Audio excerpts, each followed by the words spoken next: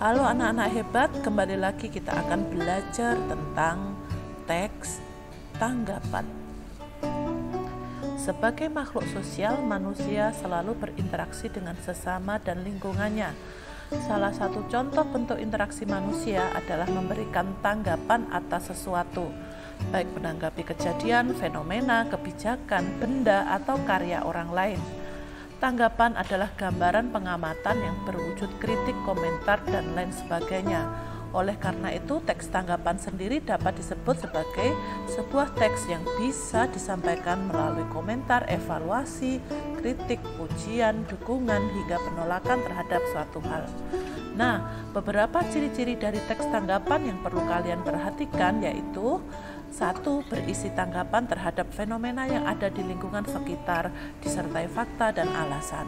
Yang kedua, memiliki kaidah kebahasaan tersendiri supaya bisa disampaikan dengan jelas, logis, dan sopan. Yang ketiga, memiliki struktur yang menunjang terbentuknya teks tanggapan. Teks tanggapan memiliki struktur teks yang terdiri dari 3 bagian. Pertama, evaluasi yang berisi berbagai pernyataan umum tentang isu atau permasalahan dari penulis. Yang kedua, deskripsi yang memuat tanggapan berupa opini dari berbagai sudut pandang disertai bukti atau fakta pendukung terkait sesuatu yang ditanggapi. Yang ketiga, penegasan ulang, yaitu berisi simpulan, saran, atau masukan sehingga dapat dijadikan sebagai pembelajaran bagi para pembaca. Adapun kaidah kebahasaan dari teks tanggapan terdiri dari 4. Yang pertama, menggunakan kalimat kompleks. Kalimat kompleks adalah kalimat yang memiliki 2 klausa atau lebih.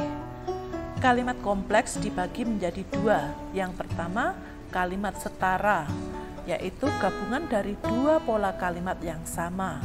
Perhatikan contoh berikut. Raffi membeli buku dan Megan membeli buku. Ketika digabung menjadi Raffi dan Megan membeli buku. Yang kedua, kalimat kompleks bertingkat, yaitu kalimat yang berpola induk kalimat dan anak kalimat. Perhatikan contoh berikut. Diba sedang memilih baju di toko menjadi anak kecil yang bernama Diba itu sedang memilih baju di toko depan rumahku. Nah, induk kalimatnya adalah Diba sedang memilih baju di toko. Kemudian dikembangkan menjadi pola lain. Diba dijelaskan tersendiri, kemudian toko juga dijelaskan tersendiri. Yang kedua, konjungsi. Konjungsi dibedakan menjadi 4, yaitu konjungsi koordinatif dan korelatif yang berfungsi sebagai kata hubung dalam kalimat kompleks setara, konjungsi koordinatif yang berfungsi sebagai kata hubung dalam kalimat kompleks bertingkat, dan konjungsi antar kalimat yang berfungsi menghubungkan 2 kalimat yang memiliki keterkaitan. Yang ketiga, diksi atau pemilihan kata. Diksi atau pemilihan kata ini bertujuan agar penulis dapat melakukan pemilihan kata yang tepat supaya penyampaian tanggapan pada teks bisa dilakukan dengan jelas dan mudah dipahami oleh pembaca. Untuk lebih jelasnya, perhatikan contoh berikut. Pada contoh ini digunakan pilihan kata menyuguhkan, meskipun ada pilihan lain yaitu menyajikan, memikat, menjelajahi dunia imaji. Tujuannya adalah memberikan unsur keindahan maupun mempermudah pembaca dalam memahami teks ini. Yang keempat, rujukan atau referensi. Rujukan atau referensi ini berfungsi untuk menguatkan argumen. Rujukan ini digunakan untuk mendukung informasi atau tanggapan yang disajikan kepada pembaca. Beberapa ciri kalimat rujukan adalah menggunakan kata-kata berikut: berdasarkan artikel, dilansir dari, menurut pernyataan, berdasarkan penelitian, dan lain-lain. Pada bagian ini kita akan memahami beberapa kalimat dari teks tanggapan. Yang pertama yaitu kalimat pujian. Kalimat ini sering dipakai ketika hendak menyampaikan pujian atau berbagai bentuk apresiasi lainnya terhadap suatu hal. Perhatikan contoh berikut. Yang kedua, kalimat kritik. Kalimat kritik digunakan untuk menyampaikan suatu kritikan, namun harus mengedepankan tanggapan atau komentar yang bersifat membangun. Selain memberikan kritik, penanggap atau penulis pada teks tanggapan kritik juga memberikan saran atau solusi. Perhatikan contoh berikut untuk memahaminya. Yang ketiga, kalimat persetujuan.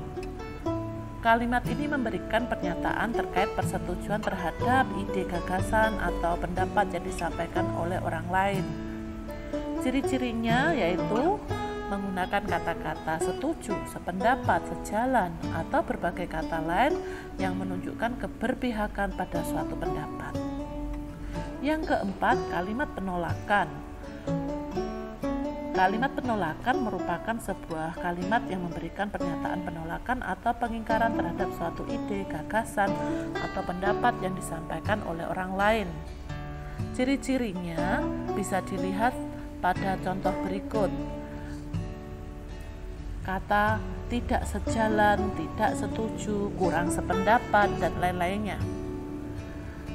Yang terakhir adalah kalimat sanggahan, yaitu kalimat penolakan terhadap ide, gagasan, atau pendapat orang lain, tapi telah disusun sedemikian rupa sehingga memberikan kesan persetujuan. Tujuan dari penyampaian kalimat sanggahan ini supaya tidak memunculkan makna kasar ketika memberikan pernyataan penolakan. Untuk lebih jelasnya, perhatikan contoh berikut. Nah, anak-anak hebat, selanjutnya, untuk mendalami materi teks tanggapan ini, ada tugas yang perlu kalian kerjakan. Silahkan dikerjakan dengan baik. Kemudian bila ada pertanyaan, didiskusikan bersama teman kelompok atau langsung konsultasi dengan guru. Terima kasih atas perhatiannya. Selamat pagi, Tuhan memberkati.